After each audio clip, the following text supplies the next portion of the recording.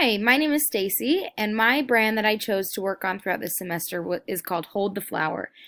I created Hold the Flower in 2017. As you can see on the left, this was my original logo that I made. And on the right is my logo that I created a few months ago at the beginning of the semester.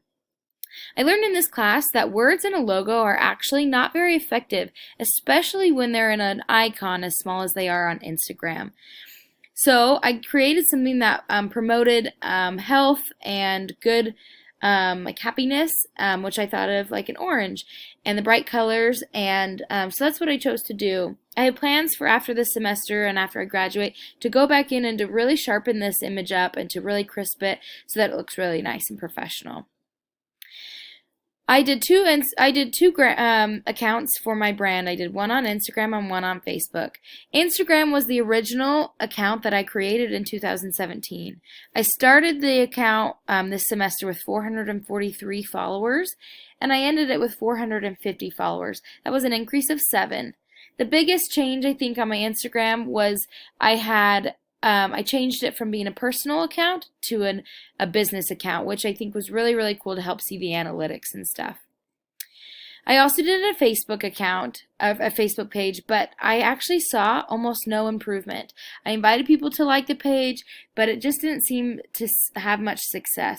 Part of me thinks that is because a lot of the people that I had already built up a following for were all on Instagram and maybe felt that they didn't need to follow it on both. I'm not entirely sure on that, but it just didn't really go anywhere.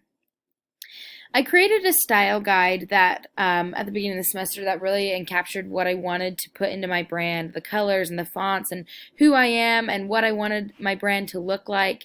I did some research into my audience and who they were and some things that might have been pain points for them so that I could really focus and target those things.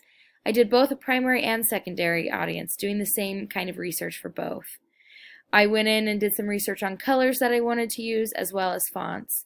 These things were helpful as I went into designing my posts and really what I wanted to see them look like, and it was really helpful to be able to reference this back several times throughout the semester. I created, as one of the most successful things of the semester, I created a new ad. I did this both on Instagram and on Facebook, and I have done this before on previous accounts that I've managed through my internship that are business accounts of where I did my internship. But it was really, really cool to be able to see it happen to my brand, to put money in and to see the reward and the benefits coming back to me. It was really, really cool. As you can see, my Facebook post actually did fairly well. It reached 593 people with having 144 engagements, which I think was really successful, especially because I have no followers on Facebook. My Instagram new ad was very successful. It had 17 promotion clicks, which took 20 people to visit my profile, which I think is really, really successful. And I was just really, really happy with how many people were able to see that, even with a $5 boost. And lastly, I promoted an older post that I did through earlier in the semester of a video that I made of a recipe. This one I think was my most pivotal and successful post and boost and thing that I learned this semester. Up to this point, I have had 0 saves on my Instagram account, and this post had 8 saves, which I find to be really successful to go from 0 to 8. I really love this post, and I really love what I was able to create.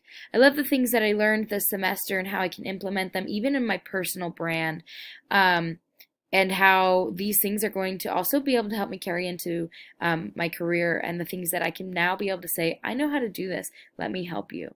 Thank you so much.